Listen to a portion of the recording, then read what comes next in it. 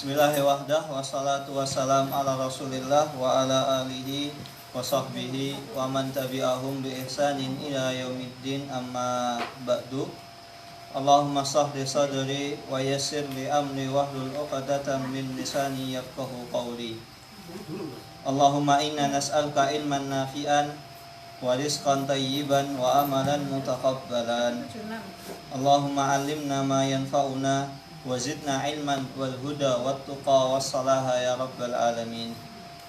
Bapak Ibu yang dirahmati Allah Subhanahu wa taala, insyaallah pada siang hari ini tanggal 3 Februari ya.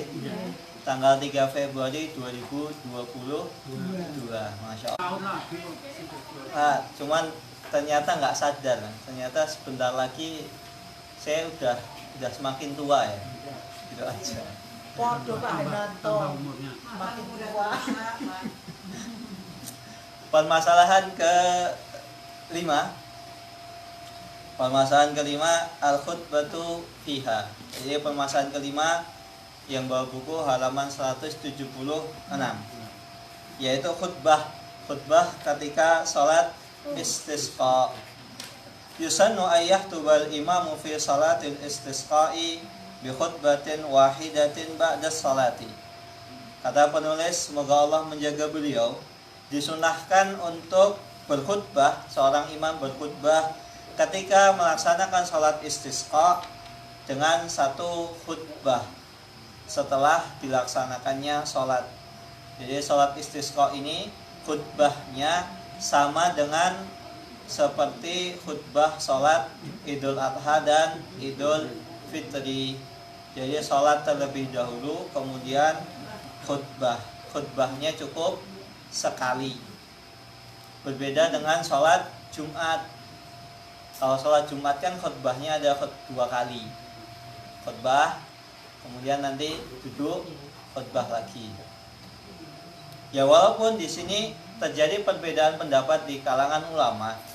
Khutbah salat istisqa ada yang mengatakan 2 kali khutbah seperti salat Jumat. Tapi ini kurang tepat. Wa takunu jami'atan wa syamilatan. Dan hendaknya khutbah tersebut itu simpel dan menyeluruh. Jadi khutbahnya itu simpel, nggak usah terlalu panjang lebar, dan mencakup permasalahan-permasalahan yang pokok. Seperti ketika sholat istisqa, kan kita ketika berangkat itu diperintahkan untuk dalam keadaan tadarru, tunduk, khusyuk, merendahkan diri dan merasa diri ini lemah. Maka ketika khutbah, ya mungkin khutbah yang pas ketika itu adalah anjuran untuk mendekatkan diri kepada Allah Subhanahu wa taala dan memperbanyak taubat. Karena kan namanya taubat itu kan, hendaknya taubat itu bukan hanya ketika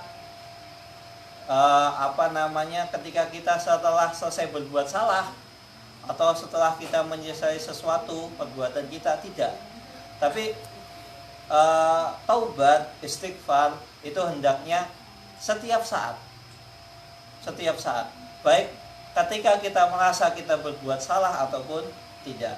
Bahkan Rasulullah SAW, beliau dalam hadis sahih yang diriwayatkan oleh Imam Bukhari, beliau setiap hari itu beristighfar sebanyak 100 kali. Itu Rasulullah, yang notabene itu sudah dapat jaminan masuk surga. Beliau sehari saja istighfar sebanyak 100 kali. Nah, bagaimana kita? Nah, ada yang sudah dapat jaminan masuk surga, angkat tangan, monggo. Yang merasa sudah dapat jaminan masuk surga. Ya kita mau, semuanya kita pengennya masuk surga, dan semoga Allah ijabahi. Namun terkadang kita ini pengennya masuk surga, tapi terkadang kita tanpa kita sadari, kita menyia-nyiakan kesempatan untuk masuk surga, akhirnya mengikuti hawa nafsu. Begitu juga ketika kita beramal, Bapak Ibu sekalian. Ketika seseorang beramal, terkadang muncul dalam benak kita ini untuk agar orang itu memuji kita, dapat pujian, dapat sanjungan, dapat gelar. Misalnya sudah haji, kalau nggak dipanggil Pak Haji nggak mau. Ya haji boleh, misal ada orang manggil Pak Haji nggak masalah. Terlebih lagi di masyarakat kita itu ketika manggil seseorang dengan Pak Haji, itu maksudnya untuk penghormatan. Nggak masalah dipanggil Pak Haji, monggo, welcome, sumonggo, nggak masalah. Cuma yang jadi masalah ketika kita kalau nggak dipanggil dengan misalnya Pak Haji, Pak Ijo misalnya, nggak mau. Itu yang jadi masalah. Ketika kita beramal, terkadang kita ada rasa-rasa untuk riya, dipuji orang. Padahal kita sadar pujian orang itu enggak, pujian orang ya itu paling cuma muji ya, paling cuma di depan kita. Belum tentu di belakang kita orang tersebut muji. Makanya para ulama mengatakan ridhon nas ghayatun la tudrak. Kita mencari keridhaan manusia itu enggak akan ada habisnya. Sedangkan keridhaan Allah Subhanahu wa taala itu pasti. Setiap orang yang melakukan berbuat kebaikan, mengikhlaskan perbuatannya, maka pasti Allah Subhanahu wa taala ganjil dia dengan surga. Surga itu enggak ada habisnya. Jannatun Naim, makanya kan dikatakan dengan Jannatun Naim, surga yang penuh dengan Naim, kenikmatan, penuh, nggak ada habisnya. Sedangkan pujian manusia ya paling cuman di depan kita, di belakang kita belum tentu muji. Kecuali kalau yang namanya Pak Muji ya beda, itu dipuji terus, Depan belakang muji terus. nah, iya. Sama dengan Pak Untung, depan belakang kanan kiri, Mbok Rudi tetap untung. Pak Soleh, Pak Selamat. iya Soleh terus. Pak Urip terus mati. Pak Urip mati. Begitu juga namanya misalnya Mbah Gesang, ya walaupun mati tetap gesang. Nah, makanya hendaknya ketika khutbah itu dengan khutbah yang simple dan menyeluruh. Ya'muru fiha bitaubat, hendaknya seorang imam menyuruh, memerintahkan kepada jamaah yang hadir untuk melaksanakan sholat istisqa untuk bertobat kepada Allah Subhanahu wa taala. Tobat sebelum datang hari yang dimana hari tersebut tidak bermanfaat harta dan benda kita. Mumpung masih ada kesempatan untuk bertobat, mumpung masih ada kesempatan untuk meminta maaf kepada orang yang pernah kita zalimi, kita gunakan sebaik mungkin. Jangan sampai kesempatan ini kita sia-siakan. Ketika kita di dunia, kita sudah capek-capek mengejar harta sampai ujung nggak puas-puas. Akhirnya ya mumpung ini ada kesempatan, sudah nggak kerja, sudah pensiun, bisa ngaji di sini. Nah, kita perbanyak dengan istighfar, perbanyak dengan taubat. Dunia kalau kita kejar sampai ujung timur, ujung barat, nggak akan ada habisnya. Bahkan kalau orang kaya itu, dia misalnya Elon Musk, orang yang digelari orang paling kaya saat ini, itu kalau ditanya masih pengen kaya lagi nggak? Pengen. Karena kan kekayaan itu bukan apa yang kita lihat. Kekayaan itu adanya di hati. Makanya kalau orang yang qanaah, orang yang nerimo, orang yang banyak bersyukur, itu orang yang paling kaya di dunia. Dikasih sedikit, alhamdulillah. Dikasih banyak, tambah alhamdulillah. Makanya kan orang yang qanaah, nerimo, itu orang yang enak. Hidupnya itu enak. Ya walaupun miskin ya tetap alhamdulillah. Saya masih diberi kesehatan. Beda dengan misalnya orang kurang bersyukur padahal sudah kaya. Saya kok anu ya, dikit-dikit sakit. Coba lihat hartanya banyak begitu. Lupa kadang kita sakit itu cuma berapa hari sih? Kita sakit itu berapa lama? Setahun? Pernah kita sakit setahun? Kalaupun pernah, umurnya sudah berapa? Berapa tahun dia sehat? Ya kan misalnya sakit usia 60 ya, 60 sakit setahun misalnya, ya 59 tahun kan sehat gitu loh. Nah terkadang seperti ini kita kurang syukuri gitu. Nikmatnya itu banyak. Berapa banyak orang yang keadaannya itu di bawah kita. Makanya ketika lihat nikmat, lihat dunia, itu bukan lihat yang atas, lihat yang bawah. Biar kita gampang bersyukur. Oh, ternyata banyak orang yang keadaan saya masih mending. Makanya kalau pengen banyak bersyukur Bapak Ibu sekalian, sering-sering main rumah sakit. Kirain kok apain Pak rumah sakit? Biar bisa mensyukuri nikmat. Enggak bisa. Tidak PCR. Oh, rumah sakit. Saya masuk rumah sakit nggak pakai swab kok, nggak pakai PCR, cuma dicetok. Oh ya, aman. Biasanya aman masuk. Tapi nggak tahu kalau sekarang ya, katanya Omikron sudah mulai menyebar. Nah iya sekarang. Saya soalnya terakhir ke rumah sakit itu kapan ya? 2 minggu ya, 3 minggu mungkin. 3 minggu yang lalu ke rumah sakit. Ziarah Bu. Nanti Omikron hilang, nanti Abikron. Ziarah biar banyak mensyukuri nikmat. Lihat orang di rumah sakit, oh ya Allah, ternyata saya masih mending. Ada orang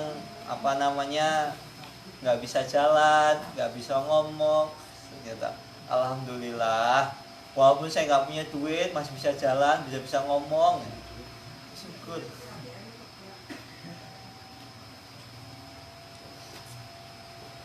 Wakal suatu sedekah, dan hendaknya ketika berkhutbah juga untuk menganjurkan untuk banyak-banyak bersedekah. Sedekah ini Bapak Ibu sekalian, ini adalah salah satu amal ibadah yang sangat diinginkan oleh orang-orang yang sudah meninggal, orang-orang yang sudah mendahului kita. Bahkan kalau seandainya mereka ini Bapak Ibu sekalian diberi kesempatan oleh Allah Subhanahu wa taala untuk hidup kembali, untuk merevisi hidupnya misalnya, maka mereka akan berkeinginan untuk banyak-banyak bersedekah. Karena sedekah ini banyak manfaatnya. Tapi bukan berarti saya menganjurkan Bapak Ibu percaya nggak sedekah? Kalau nggak percaya sedekah kafir? Bukan. Itu orang ngawur seperti itu. Ya memang Allah Subhanahu wa taala ketika memerintahkan hambanya untuk bersedekah, Allah misalnya sedekah 1 diganti dengan 70, 700, bahkan lebih banyak. Iya benar. Tapi bukan begitu konsepnya. Ada sebagian orang, kalau Bapak percaya nggak surga neraka? Percaya. Bapak bawa uang berapa? 5 juta. Sekarang Bapak sedekahkan 5 juta sekarang. Kalau Bapak nggak sedekah 5 juta, uang yang Bapak bawa, Bapak nggak percaya dengan Allah. Ngawur seperti itu. Nah seperti itu konsepnya. Sedekah berlebihan. Sedekah itu nggak boleh sampai menelantarkan orang yang ada di bawah tanggungan kita. Sedekah iya, benar, sedekah iya. Kita mau sedekah benar, Allah ganti. Ya, dan itu banyak buktinya. Ketika kita bersedekah Allah ganti. Ketika kita bersedekah Allah ganti. Tapi bukan berarti sedekahnya maksa dan nodong. Di pengajian lagi ngawur kayak gitu tuh. Ustaz nanya ngomong kada. Ngawur kayak gitu. Ustaz ya ngomong. Ya mbah ki Ustaz sopo. Iya. Track recordnya juga nggak jelas. Lulusan mana, belajar di mana, nggak ngerti. Bisa menyimpulkan kalau nggak sedekah nggak percaya Allah, ya nggak begitu. Begitu juga ya Pak Muji ya. Kalau nggak mau dipoligami, nggak mau masuk surga ya nggak gitu. Nggak begitu konsepnya, Pak. Larinya kok nggak ke sini. Oh iya.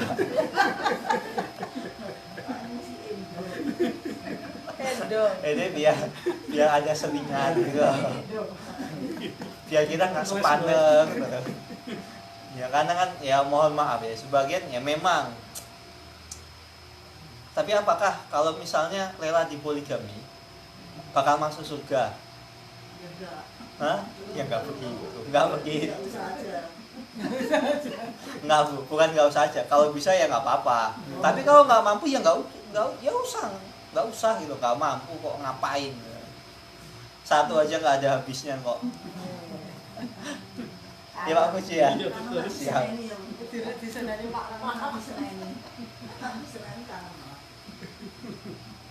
Makanya kan konsep sedekah itu nggak seperti itu ya, sedekah kita pasti ketika kita bersedekah pasti Allah ganti ya, tapi nggak boleh kita ketika kita bersedekah kita maksa,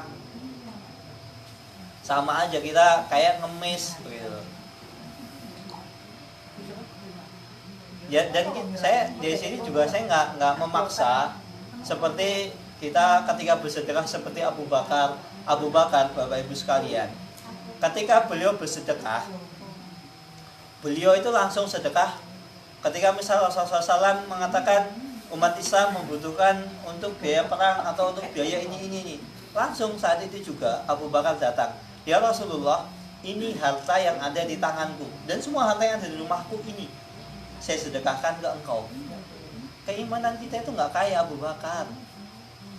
Abu Bakar beda keimanannya. Tapi boleh itu semuanya. Tapi boleh. Nggak ada batas berapa. Sedekah itu banyak lebih bagus. Cuma jangan sampai kita menelantarkan orang yang di bawah tanggungan kita, keluarga kita. Padahal kan keluarga itu kan lebih berhak kita terima, kita berikan sedekah, nafkah, anak, istri, saudara terdekat, saudara kandung, mertua, orang tua. Jangan sampai kita telantarkan. Kita capek-capek sedekah ke orang lain, tapi malah saudara atau orang terdekat, tetangga kita tidak menerima amal kebaikan kita. Memang bagus kita sedekah ke jauh ke orang lain, bagus. Cuma jangan sampai orang terdekat kita juga tidak menerima dampak dari sedekah kita, karena mereka ada orang yang paling berhak untuk menerima sedekah. Kemudian warruju ilallah, dan hendaknya kita kembali kepada Allah Subhanahu wa taala dengan berbanyak istighfar, taubat, kemudian menyesali atas dosa-dosa kita. Kita ingat kembali, kira-kira selama seumur hidup kita ini sudah berapa banyak dosa yang pernah kita kerjakan. Coba kita ingat satu-satu. Barangkali ketika kita ingat dosa yang pernah kita kerjakan, oh ternyata dulu saya pernah mendolimi Pak A, Pak B, Bu C, Bu D, Bu A, FG, HIJ, sampai Z. Mari kita ingat-ingat. Karena saya ulangi sekali lagi, karena ketika kita memiliki kesalahan kepada orang lain, itu tuh tidak bisa dihapuskan kecuali orang yang pernah kita dolimi itu memberi maaf.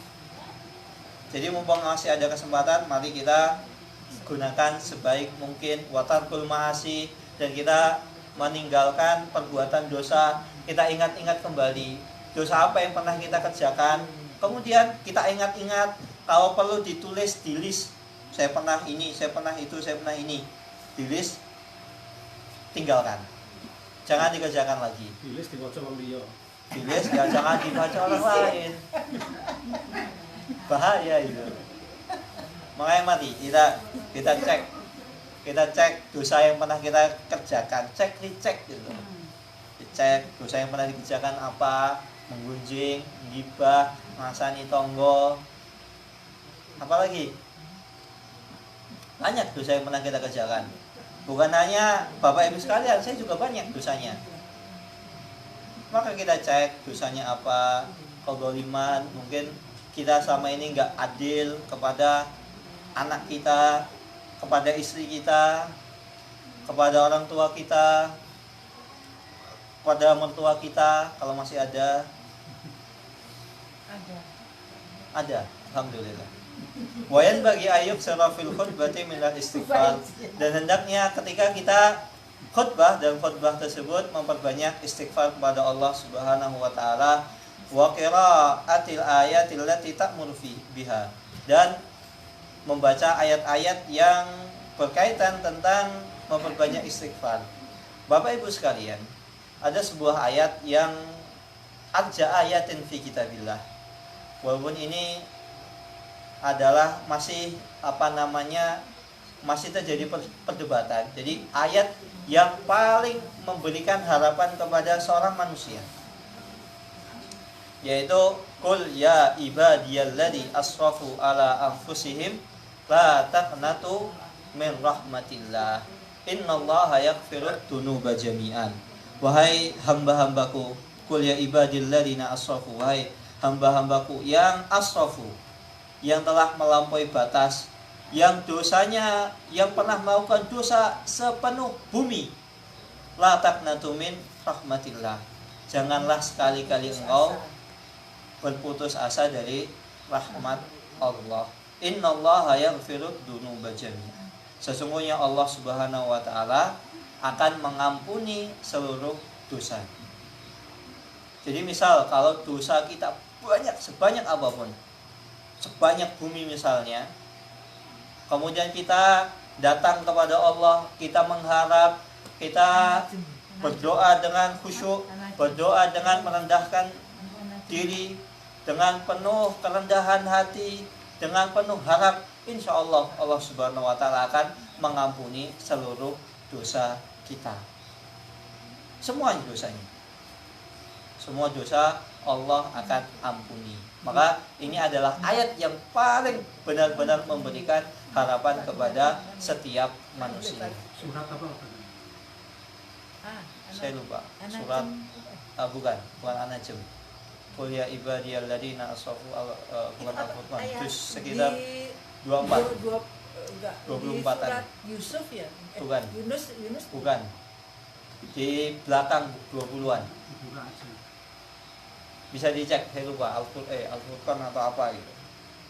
Atau Qul ya ibadiyalladzina asrafu ala anfusihim la taqnatu min rahmatillah innallaha yaghfiru dzunuba jami'an. Wa yaksiru minat du'ai bi talabil ghais minallah, dan hendaknya ketika salat istisqa tersebut memperbanyak doa meminta hujan kepada Allah Subhanahu wa taala. Bi talabil ghais. Ghais ini hujan. Hujan yang memberi manfaat. Makanya ketika seseorang misalnya turun hujan, kita Az-Zumar ayat 53. Oh, bukan 63. 53 kan Najm. Saya ingatnya sekitar 63 tapi lagu. Zumar ayat 53. Ya, matur suwun. Az-Zumar. Jadi hendaknya kita memperbanyak doa agar Allah Subhanahu wa taala menurunkan hujan. Kaqaulihi sallallahu alaihi wasallam, Allahumma agisna. Maka ketika hujan turun, kita diperintahkan untuk dengan berdoa Allahumma agisna. Soyiban nafian, ketika meminta hujan dengan Allahumma agisna. Ya Allah, turunkanlah kepada kami hujan yang memberi manfaat. Agisna. Makanya kan soyiban ketika hujan. Ketika minta hujan Allahumma agisna. Makanya anak saya kan saya namakan Maryam Gaitha. Gaitha itu dari kata ghois. Ghois itu adalah hujan yang memberi manfaat.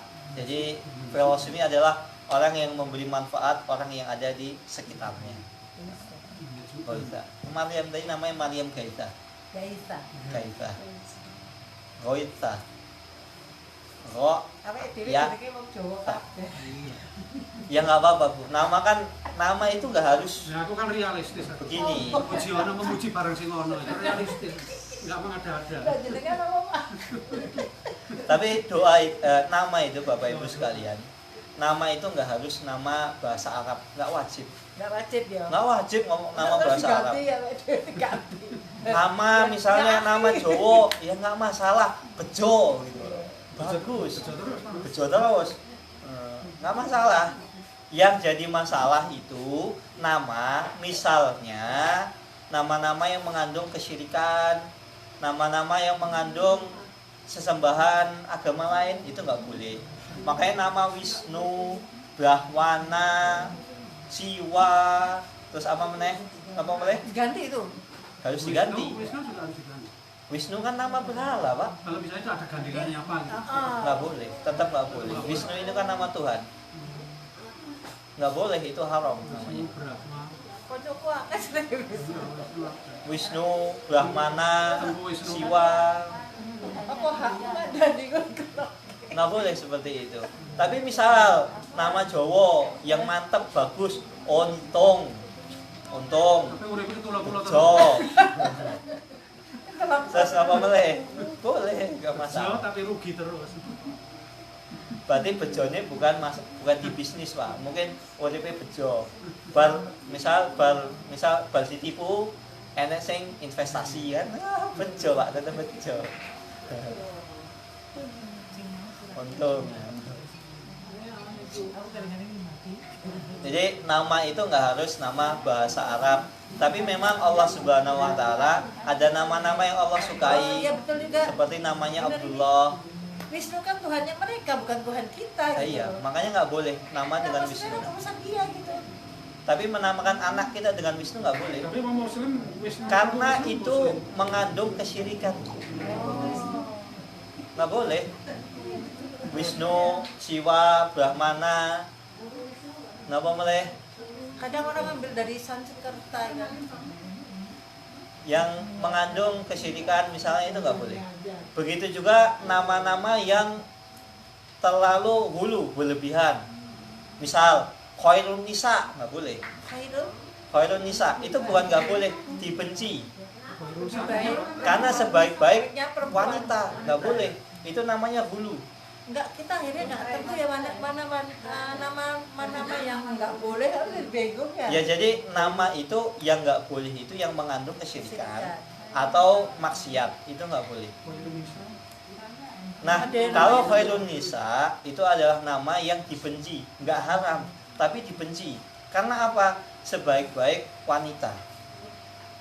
Apakah dia sebaik-baik wanita? Enggak. Tapi kalau dipandang dari sisi nama itu adalah doa, harapannya agar menjadi sebaik-baik wanita, itu boleh. Tapi itu nggak masuk akal. Karena doa itu harus yang masuk akal. Nggak mungkin dia menjadi sebaik-baik wanita. Mungkin nggak jadi sebaik-baik wanita? Nggak mungkin. Karena derajat keimanannya nggak mungkin melebihi para sahabiat. Makanya nama tersebut itu dibenci. Lebih baik ditinggalkan. Ada sandaran hadisnya juga. Hah? Ada sandaran dalilnya. Sandaran dalilnya Allah Subhanahu wa taala itu ketika menamakan sesuatu.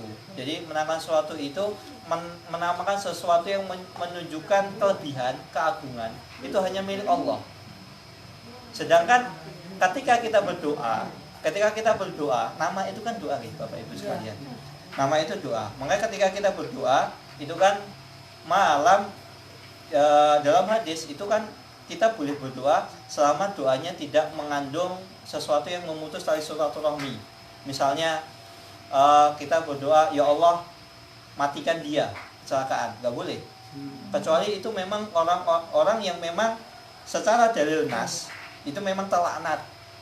Contohnya laknatullah ala Yahud, semoga Allah melaknat orang Yahudi. Dan melaknat seseorang itu nggak boleh. Karena arti dari laknat itu adalah agar dia celaka, dia mati. Nggak boleh mendoakan seseorang dengan seperti itu. Dan ketika berdoa, doa yang masuk akal. Yang mungkin gitu loh. Ketika kita berdoa, ya Allah, misalnya ya Allah, ketika berdoa, ya Allah beli saya mobil, mungkin kan? Mungkin. Tapi ya Allah jadikan saya rasul, nggak mungkin. Begitu juga ya ketika kita berdoa, ya Allah jadikan saya anak yang soleh. Misalnya kita berkeinginan anak kita menjadi anak yang misalnya wanita yang solihah, ya kita namakan solihah. Tapi kalau khairun nisa nggak mungkin, mustahil. Mustahil, karena khairun nisa artinya adalah sebaik-baik wanita. Sedangkan sebaik-baik wanita nggak mungkin, itu mustahil. Nggak mungkin kejadian. Melaknat kelompok berarti boleh ya? Melaknat kelompok nggak boleh, kecuali laknat yang melaknat kelompok yang memang Allah Subhanahu Wa Taala timpakan kepada mereka adab. Yahudi boleh, karena Yahudi kan memang dilaknat. Misal kita melaknat kelompok, misal ormas Islam, nggak boleh, karena dia masih Islam, dohirnya masih Muslim, walaupun misal banyak amalan-amalan menjurumus ke kesyirikan. Ya, daripada kita mendoakan ke laknat, misal lalat hijau, nggak usah. Ya Allah, semoga dia Allah beri hidayah. Jadi melaknat itu nggak boleh. Ketika berdoa tidak boleh berlebihan, dan juga tidak boleh memutus silaturahmi atau mendoakan kecelakaan. Wallahu ta'ala alam. Kemudian wa qauluhu Allahumma askina ghaisan mughisan, ya Allah, hendaknya kita berdoa dengan ya Allah berilah kami air hujan ghaisan mughisan, yaitu air hujan yang ya Allah turunkanlah kepada kami air hujan yang membantu untuk mengatasi paceklik. Ghaisan mughisan. Jadi ghaitha itu yang membantu seseorang mengatasi paceklik. Jadi hujan yang mengatasi paceklik. Karena konteksnya di sini adalah ketika kita meminta hujan istisqa, salat istisqa, itu ketika suatu tempat terjadi misalnya paceklik, kemudian kekeringan di mana-mana, maka seseorang itu butuh sekali agar diturunkan hujan, sehingga hujan ini memberikan manfaat sehingga membantu mengatasi paceklik. Murian malian, yaitu air hujan yang nikmat, yang menyuburkan, sehingga ketika air hujan tersebut turun, tumbuh-tumbuhan menjadi subur. Ajilan ghairu ajilin, yaitu air hujan yang segera dan tidak ditunda, yang maksudnya manfaatnya itu segera, bukan ditunda. Nafian ghairu dharrin, yaitu air hujan yang memberi manfaat, bukan memberi madarat. Karena Bapak Ibu sekalian, berapa banyak hujan diturunkan malah menjadi madarat. Makanya kan ketika hujan tadi kita diperintahkan Allahumma sayyiban nafi'an, ya Allah kucurkanlah hujan kepada kami, hujan yang nafi'an, air hujan yang bermanfaat, bukan ketika hujan malah jadi banjir. Berapa banyak ketika hujan malah banjir, kemudian malah terjadi sehingga berlebihan, sawahnya malah jadi terendam air, nggak jadi panen. Makanya kan Allahumma sayyiban nafi'an. Dan Bapak Ibu sekalian, hujan itu sejatinya adalah rahmat. Hujan itu rahmat. Ada orang lagi mepe kerupuk, udah Tetap rahmat. Tetap rahmat. tetap Rahmat. mepe pari. Gimana pun tetap rahmat. Karena Allah Subhanahu wa taala berfirman, "Wa yunazzilu minas samai ma'an." Sesungguhnya Allah Subhanahu wa taala menurunkan dari langit itu air.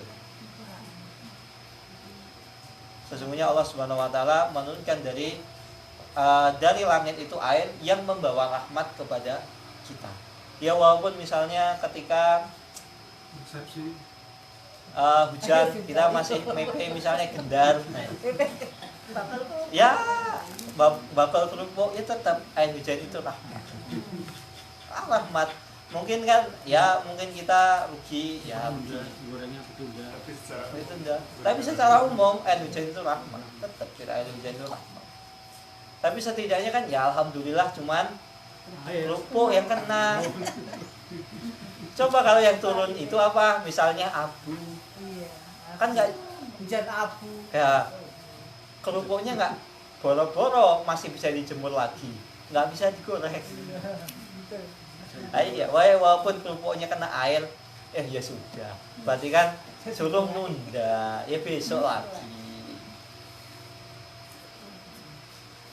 Wa makna mulian, yaitu makna mulian artinya sahlan thayyiban, yaitu air hujan yang enak, thayyib yang baik, malian, muhsaban yang menyuburkan. Wa qauluhu Allahumma anta Allah la ilaha illa anta antal ghani wa nahnul fuqara. Dan ketika kita salat istisqa, kita dianjurkan untuk berdoa dengan Allahumma anta, ya Allah, sesungguhnya Engkau adalah Allah, la ilaha illa anta, tiada Tuhan yang berhak disembah kecuali Engkau, antal ghani, sesungguhnya Engkau adalah maha kaya, wa nahnul fuqara, dan kami adalah hamba-hamba yang miskin, yang fakir.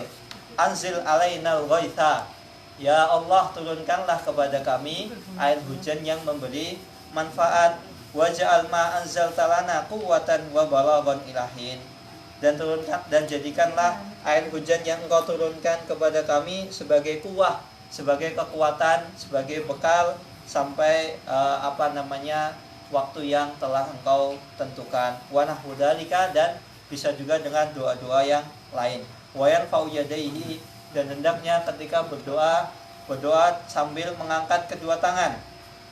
Lianna Nabiya sallallahu alaihi wasallam kana yaf'alu dzalika hatta kana yura bayadu ibtihi, dan sesungguhnya Rasulullah SAW ketika berdoa, ketika sholat istisqa, beliau berdoa sambil mengangkat tangannya sampai terlihat ketiaknya. Namanya orang berdoa sampai terlihat ketiak itu kan benar-benar longgar mungkin ya. Ya bisa jadi jumlahnya longgar, tapi yang dipahami dari sini itu doanya dengan benar-benar mengharap gitu. Orang kan ketika benar-benar mengharap, ya Allah ya ini sampai begini sampai begitu kan nggak sadar, sampai tiba-tiba ternyata ketiaknya terlihat. Ini pertama. Kedua, ini secara tidak langsung, dan ini adalah fitrah manusia. Fitrah manusia itu meyakini bahwasannya Allah Subhanahu wa taala itu berada di atas, berada di arsy. Jadi tidak tepat ketika seseorang mengatakan Allah itu ada di mana-mana, Allah itu ada di hati. Nah, kalau Allah ada di hati, ya sudah, ketika meminta ya minta ke hati. Terus gini ya. Iya, doanya begini. Kalau harusnya orang yang mengatakan Allah itu ada di mana-mana, doanya enggak harus begini. Allah dekat dengan urat leher. Allah dekat dengan urat leher itu maksudnya Allah selalu mengawasi kita. Bukan berarti Allah ada di hati kita, enggak. Allah berada di seakan-akan Allah itu kan ada di urat leher manusia. Ini kan ini permisalan gitu loh. Permisalan urat nadi dengan manusia itu jauh apa dekat? Dekat sekali. Nah, begitu juga Allah Subhanahu wa taala mendengar setiap keluhan hamba, mendengar setiap permintaan hamba, dan Allah Subhanahu wa taala selalu mengawasi gerak-gerik kita. Bukan berarti Allah itu menyatu dengan hamba, enggak, salah. Enggak tepat. Manunggaling kaula Gusti itu ngawur. Kalau manunggaling kaula Gusti, kan kalau orang sudah meyakini manunggaling kaula Gusti, berarti derajatnya kan sudah sampai nopo? Makrifat. Akhirnya kan orang enggak perlu sholat. Dan Rasulullah aja loh, orang yang paling mulia masih sholat kok. Sampai ketika sholat, kaki beliau bengkak, kaki beliau pecah-pecah. Ya kalau manunggaling kaula Gusti itu benar, ya ngapain Rasulullah sholat? Lawang udah dapat jaminan masuk surga kok. Ya capek-capek kan. Ya udah dapat jaminan masuk surga, yang ngapain ibadah? Tapi nggak berlaku bagi Rasulullah. Walaupun Rasulullah sudah dapat jaminan masuk surga, beliau tetap melakukan sholat, beliau tetap puasa, beliau tetap melakukan ibadah yang lain.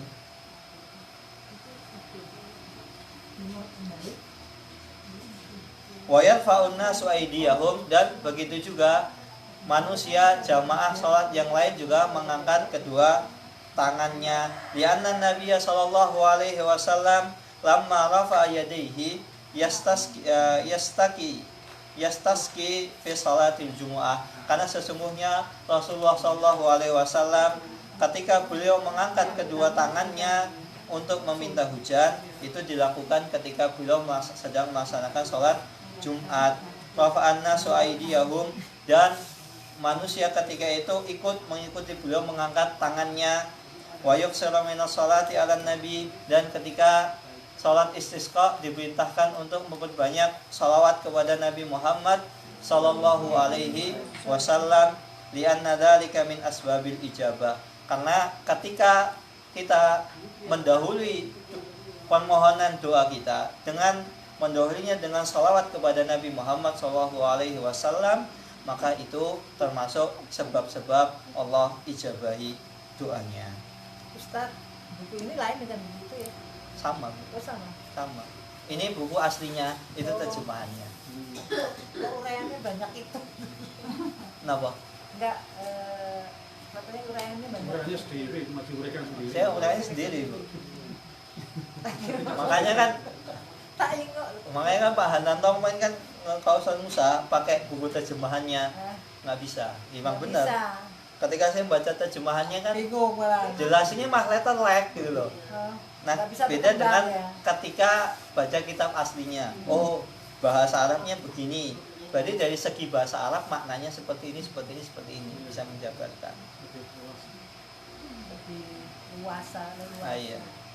Makanya kan Bapak Ibu sekalian, ketika ingin mempelajari, pengen paham agama Islam, memang bagus membaca terjemahan Al-Quran. Tapi sejatinya terjemahan Al-Quran itu nggak cukup. Iya, nggak cukup. Harus juga belajar tafsirnya. Kita ingin memperdalam agama Islam.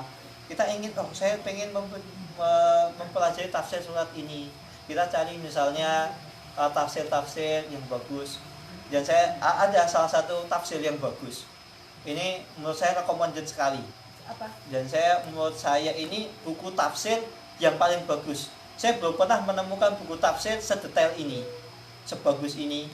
Dari sisi penafsiran, buku menafsirkan Al-Quran kan butuh penjabaran yang panjang. Tapi itu bukunya cuma tipis, tapi sangat menyeluruh dalam segala aspek. Dijual bebas. Dijual bebas. Jenengnya. Silahkan Bapak Ibu bisa cari buku tafsir karya Ustadz Firanda. Itu bagus. Oh, Firanda Dirza. Firanda Dirza itu bagus sekali. Itu udah bukunya sudah berbahasa Indonesia. Iya. Bukunya terjemahan bahasa Indonesia. Jadi nggak usah capek-capek. Iya. Dan beliau itu ketika membuat tafsirnya itu merujuk dari berbagai macam kitab tafsir. Tabari, Imam Baghawi, kemudian tafsir Ibnu Katsir, tafsir Ibnu Asyur. Jadi banyak tafsir itu diringkas jadi satu.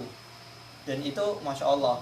Jadi jangan lupa ketika misal Bapak Ibu bisa beli buku tafsirnya, nanti juga mendengarkan ceramahnya, itu biar tambah lengkap. Dan ceramahnya ada di YouTube. Kalau males dengerin YouTube, saya ada rekamannya. Tapi nggak urut, maksudnya Ada. ya cuplikan karena cuplikan. Ada Bu, ada kok yang misal Anaba ada. Iya. Saya ada. Terus pindah lagi. Saya itu ada rekaman beliau, tapi belum lengkap. Ada sekitar MP3-nya itu ada sekitar 210. 210 rekaman. HP-nya jebol.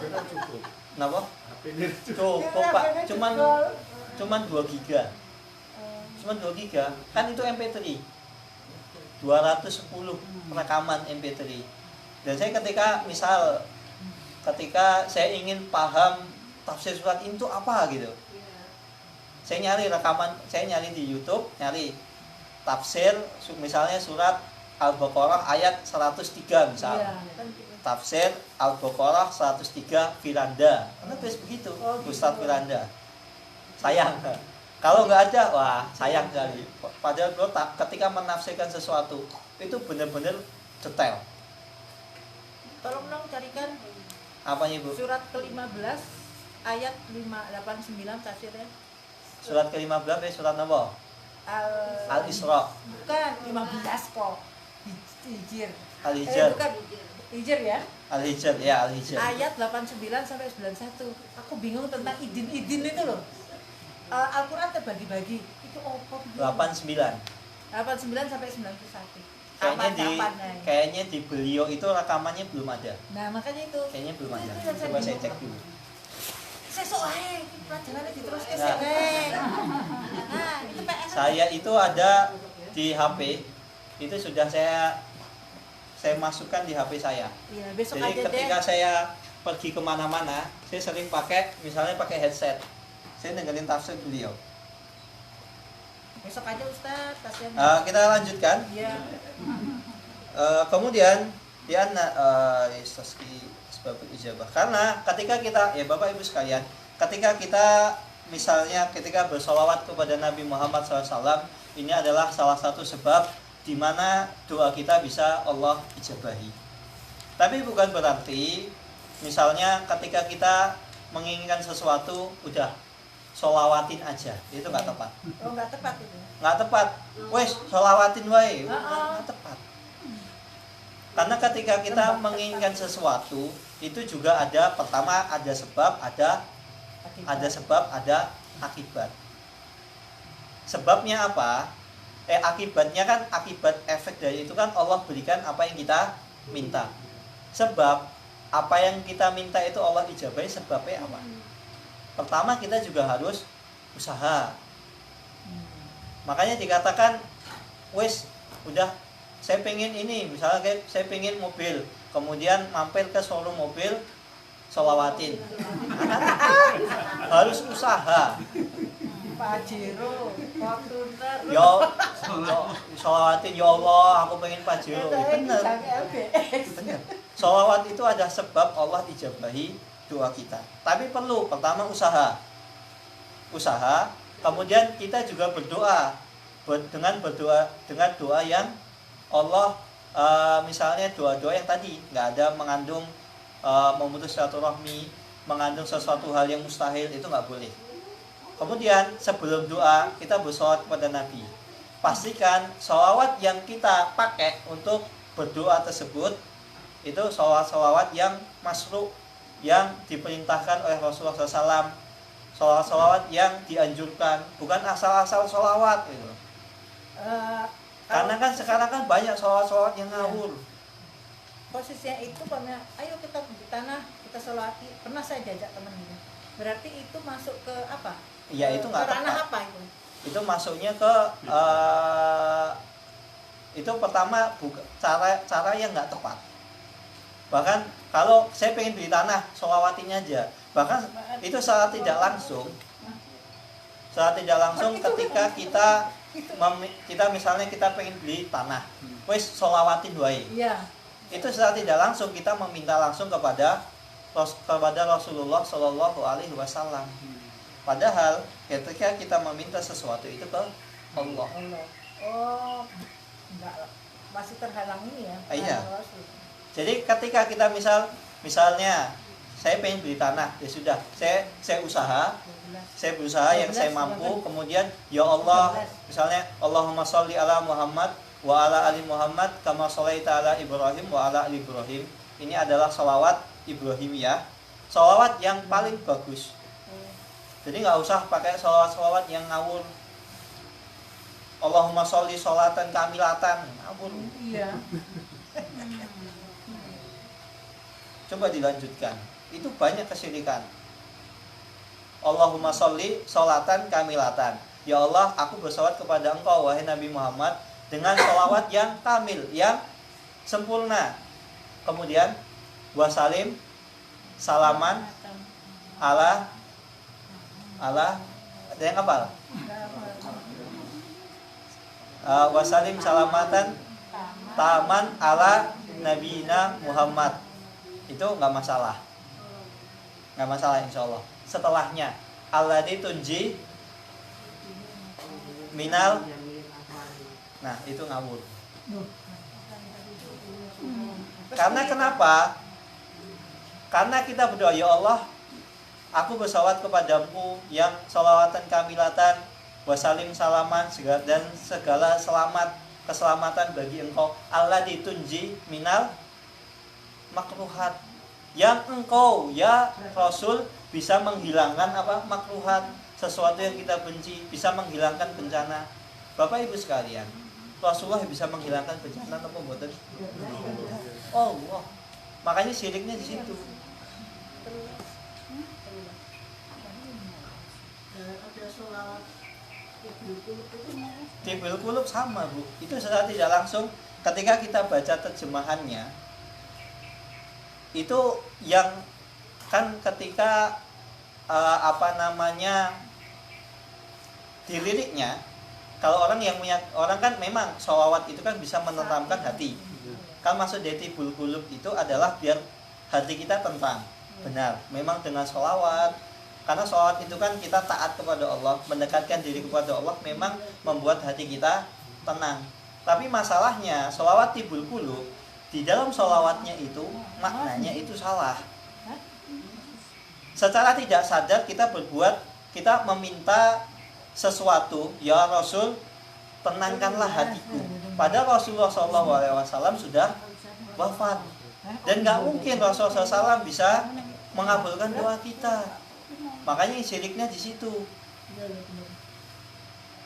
Namanya orang mati, Bapak Ibu sekalian, orang sudah meninggal, bisa nggak memberi manfaat kepada kita? Enggak. Walaupun Nabi. Makanya Rasulullah SAW karomahnya itu berlaku ketika beliau masih hidup. Mbok misal jenengan dapat rambut Nabi kemudian diusap-usap, sirik. Makanya tidak ada satupun riwayat sahabat itu menjaga bekas peninggalan Rasulullah SAW, nggak ada. dimusnahkan. Semua dimusnahkan. Peninggalan tempat. Peninggalan Rasulullah SAW itu nggak ada. Bukti satu itu yang ada. dipajang-pajang tuh kayak Yang pedangnya, dipajang pertama itu enggak. pedangnya, Makanya kan itu perlu pertanyakan. perlu di cross check. Apakah benar pedang Rasulullah? Islam itu ada sanadnya enggak? Ini dapat dari siapa? Berapa banyak, mohon maaf, umat Islam itu terlalu sering dibodohi. Ini katanya makamnya kiai ini bisa ini. Iya, kiai Bapak Ibu sekalian. Ketika hidup memang ketika berdoa bisa Allah ijabahi. Itu kalau memang benar-benar kiai, orang soleh. Tapi kalau sudah mati, nggak bisa memberi manfaat kepada kita. Termasuk Nabi. Medsos itu ya yang bikin. Nabi itu jasad misalnya bekas peninggalan Nabi itu berlaku ketika bukan jasadnya, maksudnya kita bersamaan, maksudnya kita memohon doa dengan Nabi juga nggak bisa. contohnya Ya, biar nggak ambigu. Ya maksudnya gini, kayak tadi Ustaz bilang, kenapa harus bersalawat Nabi, terus minta pertolongan sama Nabi, berdoa pada Nabi. Tadi kan kita ngomong gitu. Nah, kenapa ketika kita berdoa kita diperintahkan untuk bersolawat? Iya. Saya pelan-pelan biar nggak salah paham. Iya, adabnya. Karena apa? Ketika kita berdoa, adabnya adalah kita bersolawat kepada Nabi Muhammad Sallallahu Alaihi Wasallam, dan dengan solawat yang tidak mengandung kesyirikan. Contohnya Allahumma sholli ala Muhammad wa ala ali Muhammad kama sholaita ala Ibrahim. Nah, yang bermasalah adalah misal ketika kita solawatnya itu malah mengandung kesyirikan. Itu yang nggak boleh. Tapi bukan berarti ketika kita sebelum berdoa kita suruh bersolawat kepada Nabi. Ketika kita ingin meminta sesuatu, wes solawatin aja. Itu nggak tepat. Itu namanya meninggalkan sebab dan akibat. Orang hanya bergantung dengan solawat. Padahal solawat itu tidak akan memberikan manfaat kecuali dengan solawat yang Allah ijabahi, yang Allah ajarkan, Allah perintahkan. Kalau sholawatin aja, Allahumma sholli ala Muhammad, nggak ada manfaatnya di situ. Mungkin kondisi Kalau kalau saya pikir ada aja manfaatnya, saya pribadi ya, saya maaf ya. Asal dibarengi dengan ikhtiar. Ya itu yang ada manfaatnya bukan karena sholawatnya, ikhtiarnya. Karena sebab kita ikhtiar, kita mengambil sebab-sebab Allah ijabahi, salah satunya dengan sholawat, sehingga Allah ijabahi doa kita. Itu sebabnya di situ. Itu bukan efek sholawatnya. ini kehati-hatian doa Nah. ya. Bisa dipahami? Iya. Bisa separuh. Nah, bukan, ya memang sholawat itu memberikan ketenangan hati. Iya. Benar. Sebab ketenangan hati karena apa? Kita mendekatkan diri kepada Allah Subhanahu wa Ta'ala. Tapi ketika misal kita mendekatkan diri kepada Allah Subhanahu wa Ta'ala dengan cara yang tidak tepat, apa akan memberikan ketenangan hati? Enggak. Kalaupun tenang, itu cuma saat itu. Ketenangannya enggak bersifat lama. Makanya kan wes sholawatin aja. Kenapa salahnya di situ?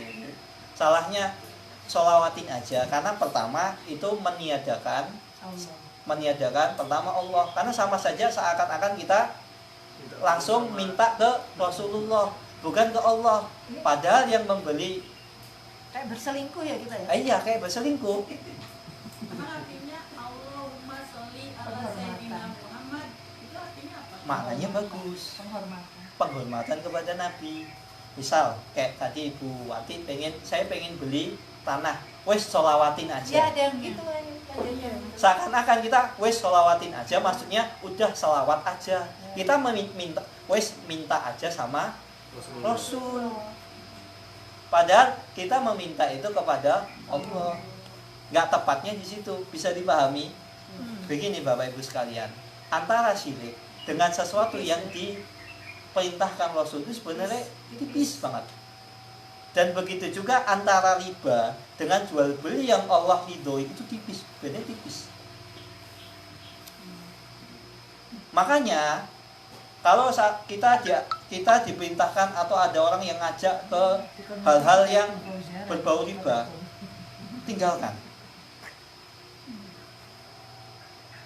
Kayak contohnya, ketika seseorang pengen jual beli, otomatis orang kan pengen untung kan? Iya. Pengen. Praktek yang sering adalah KPR. Kenapa KPR itu riba? Ketika kita mengajukan KPR, kita ngajukan kemana? Bank. Untuk beli rumah ini. Saya mau tanya, rumah ini punya siapa? Bang, Punya siapa? bang. Salah. Developer. Apakah bank sudah beli rumah itu? Sebelum dibeli berarti. Kan belum dibeli. Kan rumahnya kan belum dibeli kan? Kita baru ngajuin. Nanti bank nge-CC apa enggak? Rumahnya masih punya developer, Iya. belum punya bank. Terus kita kenapa bayarnya ke bank? Itu rumah siapa? Developer. Bukan punya bank kan? Makanya nggak boleh. Misal kalau bank pengen untung, rumahnya dibeli dulu. Ini rumah sudah milik bank. Kemudian kita nyicilnya ke bank, boleh. Makanya mudorobah, Bapak Ibu sekalian, mudorobah itu ada dua. Mudorobah itu ada yang boleh, ada yang enggak. Mudorobah yang boleh itu yang akadnya enggak mengikat. Mudorobah yang enggak boleh adalah yang mengikat. Misal kayak tadi, kan orang ketika KPR kan akhirnya dilabeli kayak syariah gitu, mudorobah. Padahal prakteknya di bank bukan mudorobah. Musyarakah mutanakisah. Iya kan? Musyarakah mutanakisah. Saya kemarin kan mau ngajuin pengen ya beli rumah ini. Saya pengen sekali. Saya cek dulu akadnya, ternyata ada di salah satu bank musyarakah mutanakisah. Saya pelajari dulu akadnya, ternyata akadnya itu ilzami, jadi mengikat. Nah, yang mengikat itu yang nggak boleh. Maksudnya mengikat itu gimana? Misalnya kasih batas tahun penyicilan atau gimana? mengikat itu misal ketika kenapa kok yang mengikat itu nggak boleh? Karena misal ketika kita mengajukan ke bank itu kan nggak bisa di pertama nggak bisa di cancel kan? Apa kita bisa membatalkan? Ada sanksinya. Ada sanksi kan? Itu namanya mengikat. Oh. Padahal rumah yang ingin kita beli KPR itu belum punya bank, itu nggak boleh mengikat. Harusnya ketika kita mengajukan, misal kita nggak jadi beli, kita nggak kena denda, nggak kena ini. Kalaupun kena, misal administrasi, nggak masalah, administrasi yang wajar. Tapi kan ketika kita sudah mengajukan, kemudian kita mengundurkan diri, itu kan malah kena denda, malah kena penalti. Atau misalnya ketika angsurannya macet, apa yang disita? Apa yang diambil? Rumahnya. Kita dapat duit sisanya nggak? Enggak, boleh di situ. Bangunnya kalau udah ada transaksi, udah ada kesepakatan, kalau dia nanti dia bangun Ya. bangunnya pakai uang bank juga. Bangunnya pakai uang bank. Ambil dulu misalnya sudah di ACC sama developernya, terus Baru developer bangun. ya baru setelah di ACC bank baru dibangun, dan itu sebagian pakai uang bank. Sebagian kan, nggak semuanya kan. Iya. Berarti kan masih ada hak developer. Bukan Rasulullah SAW ketika ketika sahabat pertama, ya Rasulullah, jual beli seperti apa yang boleh? Rasulullah SAW bersabda, lah tapi ma laisa indak, janganlah engkau jual sesuatu yang bukan punyamu. Itu punya siapa? Rumahnya. Bukan punya bank. Kenapa kita bayarnya ke bank? Harusnya kita bayarnya ke developer. Tapi developernya nyimpen duitnya di bank. Ya itu kan ya mau nggak mau Pak, itu kan sudah darurat gitu. Dalam artian ya mau nyimpen uang mau kemana gitu loh, nggak mungkin. Itu mau gimana lagi gitu loh, itu udah terpaksa. Nggak ada cara lain kita menyimpan bank kecuali nggak di bank. Orang mau bikin brankas juga nggak mungkin gitu loh. Nah, misal bank pengen untung, ini kan intinya kan jual beli kan pengennya untung kan. Biar misal ketika ini rumahnya harganya 400 juta, biar saya jelaskan, biar tidak ada kesalahpahaman, biar dikira dikit-dikit ibadah, dikit-dikit nggak boleh, dikit-dikit haram. Enggak. Dalam agama Islam, jual beli yang haram itu cuma sedikit, yang boleh itu banyak. Bahkan asal muamalah semuanya adalah boleh, selama tidak ada dalil yang melarang. Jual beli apapun asalnya hukumnya adalah boleh, nggak haram. Misal bank ini pengen untung, rumah ini dibeli dulu, kepemilikan bank murni. Kemudian banknya misalnya pengen menjual 500 juta, boleh, nggak masalah, karena itu punya dia. Beda dengan ketika KPR, rumah ini masih punya developer. Developer memang benar, ketika developer bangun rumah ini pakai duit bank, itu utang kan, bukan pinjaman. Itu utang, bukan kerjasama, utang biasanya. Developer itu yang utang, berarti itu uangnya siapa? Uangnya developer, walaupun uang utang, bukan uang bank. Berarti rumah ini bukan punya bank, walaupun ya ujung-ujungnya kita ngangsur ke bank itu, tapi ini kan punya developer.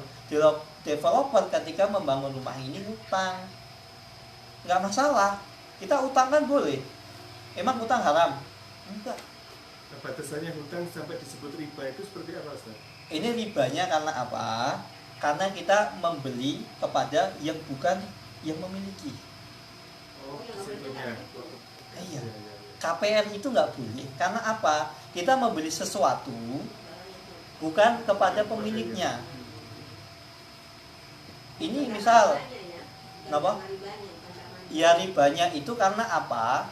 Karena bank tadi menjual sesuatu yang bukan miliknya, kemudian harganya dinaikin, dikasih bunga. Itu ribanya di situ. Nah, iya, berbunga. Kalau misal, kalau ke KPR kan ini harga di pengumuman di brosur 400 juta. Kemudian kita mengajukan ke bank. Total di bank berapa? 400 juta? Enggak, 400 malah bisa jadi 500. Harganya 400 jadi 500. Pertanyaan pertama, rumah itu punya siapa? Developer, bukan punya bank. Kenapa bank bisa menaikkan harga? Bisa menjual. Pertama, salahnya dia menjual bukan apa yang dia miliki. Ini nggak boleh. Kedua, ketika dia menjual sesuatu yang bukan milik dia, kemudian kok dia menaikkan harga, ada bunganya, bahkan ketika angsurannya telat, kena denda, itu riba. Salahnya itu bukan cuma satu, bertingkat-tingkat. Kalau misal bank pengen untung, ini kan rumah tadi, sama developer dijual 400 juta. Sama bank langsung tak bayar, kontan 400 juta. Setelah bank membeli rumah itu kontan, lunas, kemudian bank tersebut baru promosi. Siapa yang mau beli rumah ini sudah milik bank. Kemudian Cicil boleh. kemudian kita datang, misal Pak Hananto ya, ini contoh, mohon maaf, biar memudahkan. Pak Hananto datang ke bank tersebut nyicil. Sama bank dijual berapa? Misalnya 450. 450. Bank belinya berapa? 400. Boleh nggak? Boleh. Karena itu punya bank. Punya bank, punya murni. Ya boleh, itu kan, itu nggak ada riba. Oh, gitu boleh, Ustaz. Boleh. Kan makanya kan halal haramnya kan cuma tipis. Sama-sama untung, satunya riba, satunya enggak. Padahal duit yang dikeluarkan mungkin sama juga, Ustaz. Duit yang dikeluarkan sama, dapatnya sama. Makanya kan jual beli halal haram itu tipis. Di perjanjiannya ya. Ini perjanjiannya. Satunya itu ketika yang tadi riba, karena bank menjual sesuatu yang bukan milik dia, kemudian harga dinaikkan, haram. Yang kedua, bank sudah mengakuisisi, sudah membeli, dijual, naikin harga boleh? Boleh. Sama kayak misalnya ibu-ibu misalnya punya warung kelontong. Misal ketika beli, misalnya beli barang, misalnya beli beras dari produsen, misalnya beras mentik sekilonya 10.000, ibu jual 12.000, ya boleh. Ya itu kan punya ibu, bukan punya orang lain. Makanya ketika kita jual beli, pastikan itu milik kita. Kecuali memang sudah dapat izin. Kayak dropshipper. Dropshipper itu boleh kalau sudah dapat izin sama pemiliknya. Kalau belum dapat izin dari pemiliknya, nggak boleh. Bisa dipahami? Monggo. Ini yang sudah saya alami, ya saya mau beli mobil gitu ya, Ya, terus utang bank. ya. Di situ perjanjiannya kalau saya meninggal lunas gitu. Apa yang tanggung jawab? Asuransi. Asuransi. Itu asuransi. Ibu utang bank, Oh, Beli mobil. kemudian beli mobil, kemudian saya meninggal lunas. lunas. Ya. Kayak apa itu boleh tanggung jawab si ya heran. Kalau berbeda itu seperti itu. Memang prakteknya di kita kan seperti itu. Padahal kan harusnya ketika kita masih punya utang Harus bayar. harus bayar. Kalau misal kita meninggal, yang bayar adalah ahli waris. Saya bahasnya saya mulai sini. Kalau dari awal ya sudah terlanjur ngutang sama bank, ya sudah. Sama TV saya. Ya kalau misal sudah, saran saya ibu, kalau saran saya kan ibu sudah terlanjur utang sama bank, segera dilunasi. Cuman pertanggungjawaban di akhirat seperti apa kita juga Iya. Makanya kan saya transaksi yang Allah ridhoi itu pasti membawa berkah. Tapi transaksi yang nggak Allah ridhoi itu bawa masalah. Dan salah satunya ini. Salah satu buktinya apa? Orang utang yang kok dianggap lunas, kecuali memang ya sudah ridho, misalnya ya nggak apa-apa Tapi dianggap akadnya lunas. memang seperti itu sekarang. Itu asuransi, jadi kan dia bayar asuransi. Nah, berarti kan kita masuk di asuransi. Iya. Asuransi itu boleh apa enggak sih? Enggak. Nggak boleh. Asuransi itu gambling. Sehingga ketika asuransi kita sakit, kita sehat atau sakit bayarnya sama. BPJS itu Ustaz. Ya nggak boleh, BPJS itu nggak boleh.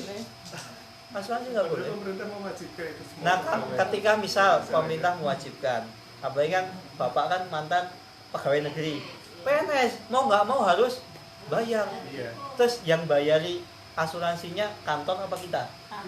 Kantor. Kantor apa kita? Dari gaji kita. Potong. Dari gaji kita. Harusnya ketika kalau misal yang bayar kantor itu boleh. Kalau yang bayar kantor boleh. Tapi kalau yang bayar kita itu nggak boleh.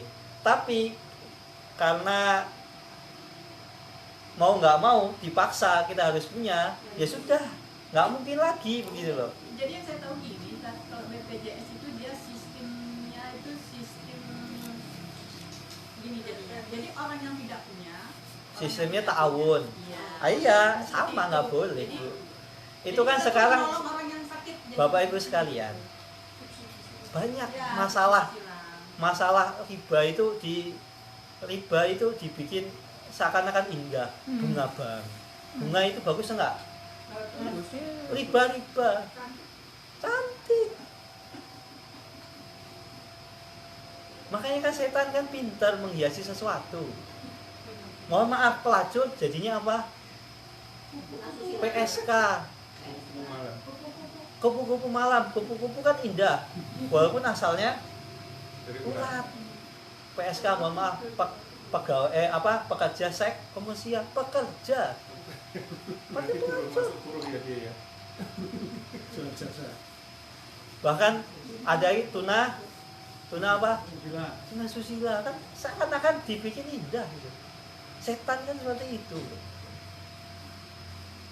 Makanya saya ketika Mas begini, kalau saya lihat akadnya riba, akadnya bermasalah, saya nggak bakalan enggak. Mau sampai kapan pun enggak. Prinsip saya lebih mending hidup itu bebas dari riba. Bebas dari riba, bebas dari sesuatu yang Allah haramkan. Walaupun saya nggak punya duit, saya mending begitu. Prinsip saya. Itu udah prinsip hidup. Mau digoyah saya nggak mau. Kalau maksa ya silahkan. Itu udah prinsip saya. Kalau nggak punya uang, nggak punya uang untuk beli rumah kan ya. Nah, bisa Bu. Nggak usah KPR. Bisa sistemnya utang. Ya utang kan bayar. Tapi kan akadnya nggak ada riba. Akadnya nggak ada riba. KPR kan kita bayarnya misalnya 450, kita utang ke orang lain bayarnya 450, padahal orang tersebut belinya 400.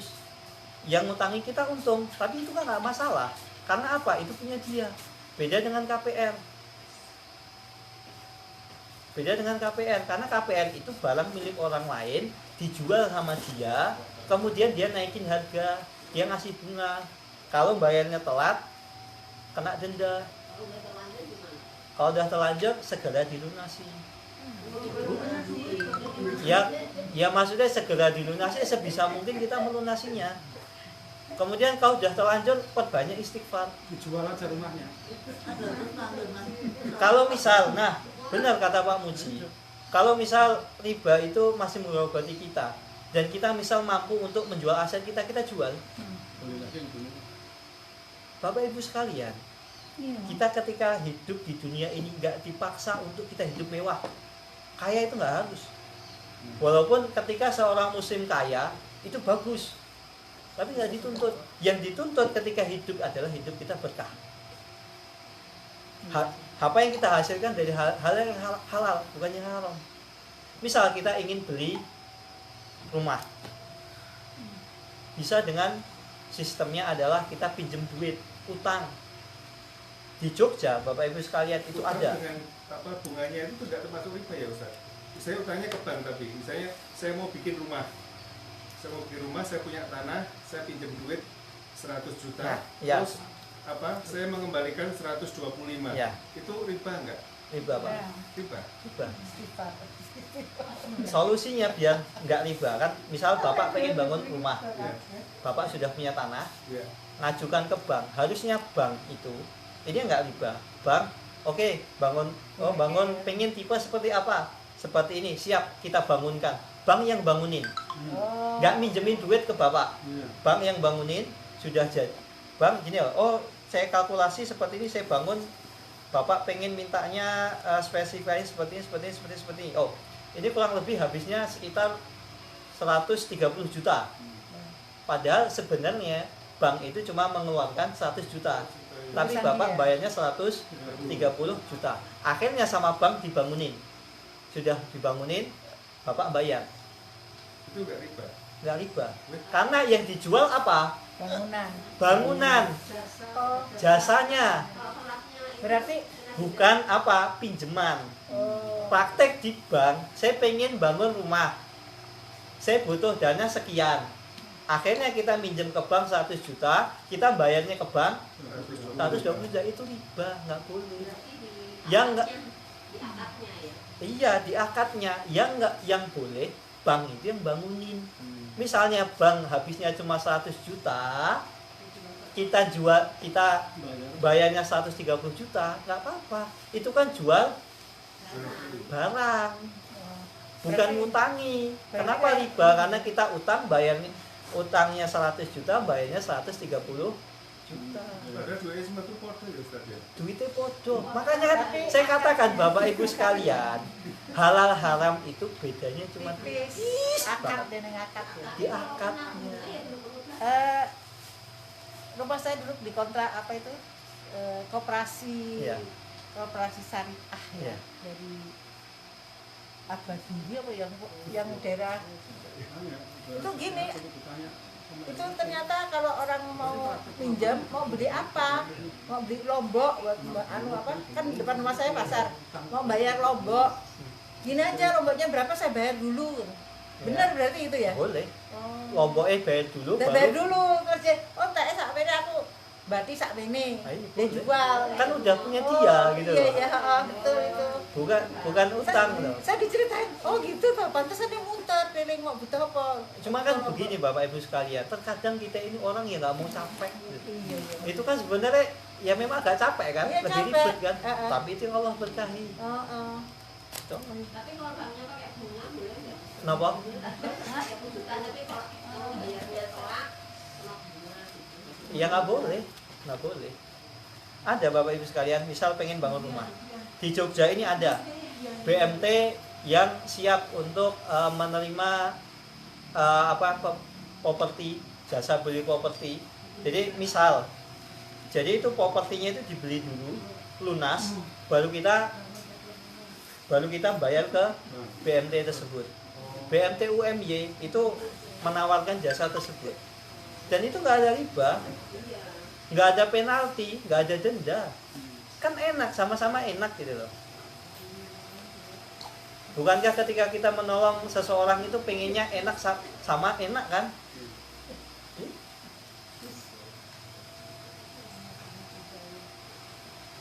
Dan Monggo. kita punya uang taruh di bank itu kan berbunga itu. Ya, Terus gimana ya? Riba. bunganya riba. Kalau ibu nggak pengen bayar ribanya, ibu bisa datang ke MUI setempat, kemudian minta surat pengantar dari MUI, Majelis Ulama Indonesia. Kan MUI itu kan SK-nya tetap gitu Pak. Ya. Dan dalam undang-undang negara kita itu juga melindungi sesuatu akad jual beli yang menyelisihi undang-undang maka batal. Jadi misal ibu punya utang sama bank, ibu datang ke MUI, ibu curhat ke petugas MUI, minta surat pengantar, kemudian ibu datang ke bank. Utang saya segini, saya nggak mau bayar bunganya, boleh. Dan itu di undang-undang negara kita itu dilindungi. Karena MUI SK-nya tetap dan itu riba melanggar undang-undang syariat Islam. Sekarang Bu, sudah lama. Bisa kok. Gini loh. Ini aku punya panggil kan. Iya, Daripada di rumah kan nanti keamanannya nggak iya, bisa. iya. Ada bunganya tuh. Oh, karena uang kita misalnya banyak di rumah, kalau disimpan di rumah nggak memungkinkan, dimasukkan ke bank, nanti dapat bunga. Nanti bunganya itu disisihkan, kita ambil, kita berikan ke fasilitas-fasilitas umum, pembangunan jalan, atau misalnya bangun fasilitas umum, boleh. Atau enggak, kalau ibu nggak mau capek ngitung bunganya, datang ke banknya, ngomong, tolong rekening saya bunganya dihapus. Saya nggak mau, terserah itu urusan bank mau bunga atau apa, saya nggak mau, itu bisa. Bisa.